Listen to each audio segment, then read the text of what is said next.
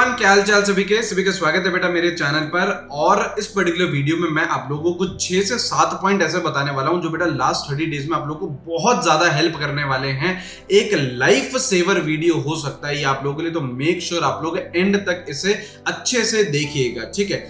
एकदम बेटा डरने की कोई भी बात नहीं है, रिलैक्स रहिए, एक डीप ब्रेथ लीजिए एंड अच्छे से सुनिए जो भी मैं आप लोगों को गाइड कर रहा हूँ, ठीक है। इस चैनल पर बेटा मैं आप लोगों को जो भी गाइडेंस देता हूँ, जैसा यार मेरा कोई अगर छोटा भाई या फिर बहन होता उसको गाइडेंस देता, वैसे ही मैं आप लोगों को सारी चीजें बताने वाला हूँ, तो अच्छे से सुनिएगा, ठीक है। ये जो सवाल है ये आप लोगों ने ही पूछे हैं कमेंट सेक्शन में, तो मैं उसी का आप लोगों को रिप्लाई करने वाला हूँ, ठीक है। सबसे पहला सवाल जो ये आता है कि सर रिविजन कैसे करें इस टाइम पर जब हमारे पास लास्ट 30 डेज बचे हैं, ठीक है। तो देखिए इस टाइम पे आप लोगों को बेटा स्मार्ट रिवीजन करना है।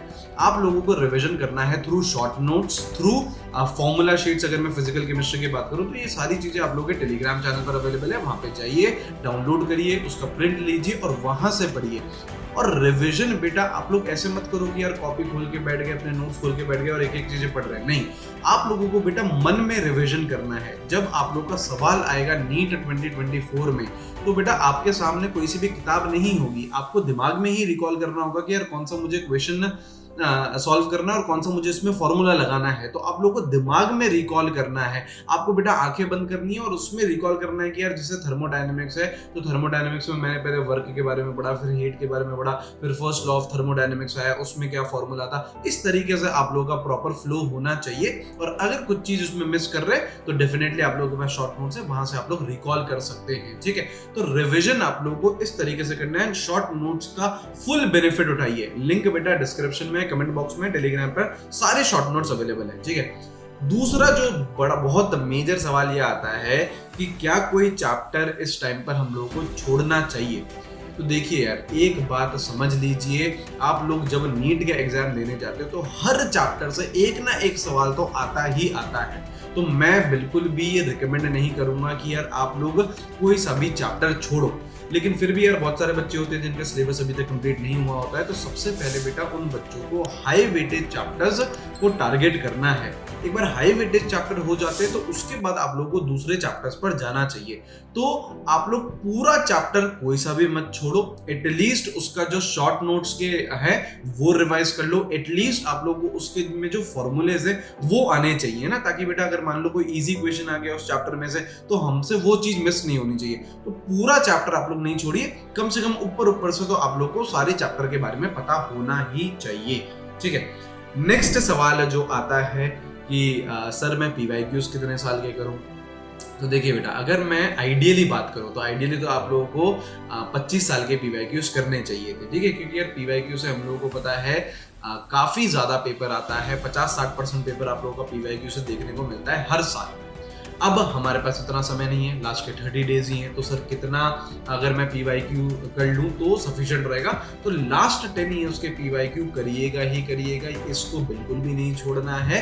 और लास्ट 10 ईयर्स के पीवाईक्यू कर लोगे तो आपको एक रफ आइडिया लग जाएगा, ठीक है ना। और अभी जो रिसेंटली ही एनटीए आया है, जो नीट का एग्जाम है, वो एनटीए बहुत ही रिसेंट ईयर्स से ही कंडक्ट कर रहा है, तो उसके भी अगर आप सवाल करोगे पीवाईक्यूज तो आपको एक आइडिया लगेगा कि किस तरीके के सवाल पूछे जाते हैं नीट 2024, ठीक है। और असर्शन रीजनिंग मिस मत करना, असर्शन रीजनिंग होगी, स्टेटमेंट बेस्ड हो गए, इस तरीके के क्वेश्चंस भी प्रैक्टिस डेफिनेटली कर लीजिएगा। उसके लिए मैजिक डीबीपीज है, अगेन टेलीग्राम पर अवेलेबल है, ठीक है। अब एक जो सवाल आता है ना, जो आपका फोर्थ क्वेश्चन हो गया, वो ये हो गया कि कितने घंटे पढ़ना चाहिए। बेटा ये इस टाइम पर इररिलेवेंट क्वेश्चन है, आप लोगों को बेटा 12 से 14 घंटे पढ़ना ही पढ़ना है, क्योंकि बेटा बहुत बड़ा सिलेबस है, बायो बहुत बड़ा है, फिजिक्स बहुत बड़ा है, केमिस्ट्री भी बहुत बड़ा है। तो आप लोगों को अगर सारे चैप्टर्स रिवाइज करने हैं नीट से पहले तो आप लोगों को बहुत ज्यादा घंटे तो पढ़ने ही पड़ेंगे, ठीक है। तो एटलीस्ट 12 से 14 आवर्स आप लोग रेगुलरली पढ़िए, ठीक है। चलो एक और क्वेश्चन क्या आता है कि सर मॉक टेस्ट कितने देने चाहिए, मॉक टेस्ट कौन कौन से तरीके के देने चाहिए, क्या फ्रीक्वेंसी होनी चाहिए। तो देखिए बेटा सबसे पहली बात तो यही है कि यार बच्चे बहुत ज्यादा हिचकते हैं कि मॉक टेस्ट देने से, तो ये चीज आप लोगों को नहीं करनी है। आप लोगों का जो इम्प्रूवमेंट है किसी भी लेवल पर हो, आप लोग 300 पर हो, 350 पर हो, 400 पर हो, 250 पर हो, अगर इससे आप लोगों को ऊपर जाना है तो मॉक टेस्ट एक ऐसा टूल है जो आप लोग को बहुत ज्यादा हेल्प करेगा। वहां से बेटा आपको पता चलता है कि यार कौन कौन से नए कॉन्सेप्ट है, ये चीज आप सीखते हो। वहां से आपको ये पता चलता है कि आप लोगों का कौन सा वीक टॉपिक है। आपको लग रहा है कि यार आपको केमिकल बॉन्डिंग आती है, आप लोग मॉक टेस्ट में बैठे और वहां पे सपोज करो केमिकल बॉन्डिंग के 4 सवाल आए, उसमें से 2 ही बने और 2 नहीं बने, तो इसका मतलब केमिकल बॉन्डिंग हम लोग को बहुत अच्छे से नहीं आती। तो हमको क्या पता चलते हैं, वीक टॉपिक्स पता चलते हैं। एंड लास्ट 30 डेज में आप लोगों को वो वीक टॉपिक्स इंप्रूव करने हैं, क्योंकि देखो जो चीज आपको आती है, अगर आज आप लोग एटॉमिक स्ट्रक्चर से कोई क्वेश्चन आता है और आप वो बना लेते हो, मतलब 10 में से 9 सवाल आप लोग एटॉमिक स्ट्रक्चर के बना लेते हो, तो एटॉमिक स्ट्रक्चर आपको आता है, तो बहुत ज्यादा चांसेस है कि नीट में भी आप लोग एटॉमिक स्ट्रक्चर से सही करके आओगे। लेकिन अगर केमिकल बॉन्डिंग में से 10 में से 5 सवाल ही बन रहे हैं, तो बहुत ज्यादा चांसेस हैं कि नीट 2024 में जो केमिकल बॉन्डिंग के सवाल आएंगे वहां पे हम लोग गलती करके आएंगे।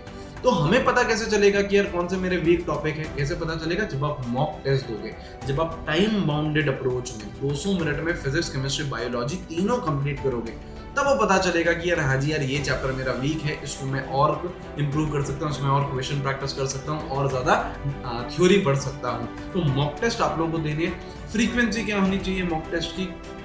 देखिए बेटा, ऐसा भी नहीं है कि यार डेली मॉक टेस्ट हम लोग लगा रहे हैं, नहीं, हम लोग ऐसा कर सकते हैं कि हफ्ते में लगभग 3 मॉक टेस्ट आप लोग दे सकते हो, मतलब ऑल्टरनेट डेज पे आप लोग मॉक टेस्ट दीजिए, अच्छी तरीके से दीजिए। और उससे ज्यादा इंपॉर्टेंट है उसकी एनालिसिस। अगर आप लोग बेटा 200 मिनट लगा रहे हो पेपर देने में, तो उसकी एनालिसिस पे भी आप लोग समय लगाइए, ठीक है। वहां से भी बेटा आप लोगों को बहुत कुछ सीखने को मिलेगा, तो ये बहुत ज्यादा इंपॉर्टेंट है, ठीक है। तो मॉक टेस्ट अगर नहीं दे रहे हो तो देना स्टार्ट कर दो। एंड जो लास्ट सवाल है वो ये है कि सर भैया अभी बहुत कम टाइम बचा है, तो मुझे ये बताओ मेरे को कौन से सब्जेक्ट पे सबसे ज्यादा फोकस करना चाहिए, बायो पे सबसे ज्यादा फोकस करूं, केमिस्ट्री पे करूं या फिजिक्स पे करूं। तो यार एक बात आप लोग समझिए, देखो ये जो क्वेश्चन है ये बहुत ज्यादा वेरी करेगा, एस्पिरेंट टू एस्पिरेंट, बच्चे टू बच्चे, बहुत ज्यादा वेरी करेगा। आप लोगों का किस लेवल पर हो उसके हिसाब से इसका आंसर आएगा, ठीक है। लेकिन एक बात मैं आप लोगों को पक्का बोलूंगा कि यार जो आपका बायो सब्जेक्ट है वो 360 मार्क्स का होता है। अगर बेटा आप लोग उसमें 200 नंबर लेके आ रहे हो, 250 नंबर लेके आ रहे हो, तो बेटा वहीं पर ही खेल खत्म हो जाता है। सबसे पहले आप लोगों को कोशिश करनी चाहिए कि यार बायो में एटलीस्ट 330 340 तक आप लोग पहुंचो। एक बार आप लोग इस स्कोर पे पहुंच जाते हो बायो पे, तो आप लोगों को जो फिजिक्स और केमिस्ट्री है वहां से जो लोड है वो कंपैरेटिवली कम हो जाता है। जो भी आप लोग के इजी चैप्टर्स हैं हर सब्जेक्ट में, उनको टारगेट करो बेटा। जैसे मैं केमिस्ट्री में बताऊं तो DNF ब्लॉक है, 2 से 2.5 घंटे में हो जाएगा, लेकिन आप लोगों को 8 नंबर देके जाएगा। सॉल्यूशंस है, अगेन बेटा 2.5 से 3 घंटे में हो जाएगा, अगेन बेटा आप लोगों को 8 नंबर भी दे सकते हैं और हो सकता है वो 12 नंबर भी दे दे। जैसे मैं आप लोगों की बात करूं एटॉमिक स्ट्रक्चर की, अब एटॉमिक स्ट्रक्चर एक ऐसा चैप्टर है जो बेटा केमिस्ट्री में तो हेल्प करेगा ही, 8 से 12 नंबर केमिस्ट्री में देके जाएगा, साथ साथ में जो फिजिक्स में एक हाई वेटेज यूनिट रहता है मॉडर्न फिजिक्स, उसमें भी बहुत ज्यादा हेल्प करेगा। तो ऐसे चैप्टर बेटा उठाइए, स्मार्ट स्टडी करिए। फिजिक्स में बात करें तो बेटा यूनिट डायमेंशन सवाल पूछे जाते हैं और इजी चैप्टर है। सेमीकंडक्टर्स, मॉडर्न फिजिक्स हो गई, तो इस तरीके के आप लोगों को चैप्टर करने चाहिए जहां पे कम समय में आप लोगों को एक अच्छा इनपुट मिले। बेटा 4 नंबर होते हैं, आप लोग बेटा इक्विलिब्रियम का सवाल सॉल्व करो और उससे 4 नंबर आए, और एक बेटा आप लोग DNF ब्लॉक का थ्योरेटिकल सवाल है 10 सेकंड के अंदर उसको आप सॉल्व करो, उससे भी 4 नंबर मिलेंगे। आप लोगों को बेटा ये चीज किसी को प्रूव नहीं करनी है कि मैंने यार इक्विलिब्रियम का सवाल कर लिया था, है ना, लेकिन मेरा सिलेक्शन नहीं हो पाया। क्यों? क्योंकि मैंने इक्विलिब्रियम के सवाल में 4 मिनट 5 मिनट लगा दिए थे। आप लोग बेटा ऐसे चैप्टर देखिए जो इजी हैं, इजी स्कोरिंग है, कम टाइम में आप लोग को ज्यादा मार्क्स देके आएंगे, क्योंकि वहां पे जो ROI होता है, रिटर्न ऑन इन्वेस्टमेंट, वो वहां पे बहुत शानदार होएगा, ठीक है। तो बेटा ये जो 6 क्वेश्चंस थे आप लोगों के, वो मैंने सॉल्व कर दिए। आपकी कोई भी क्वेरीज हो आप लोग बेटा कमेंट सेक्शन में लिखिए, शॉर्ट वीडियोस बना के मैं आप लोगों की सारी चीजें क्लियर कर दूंगा।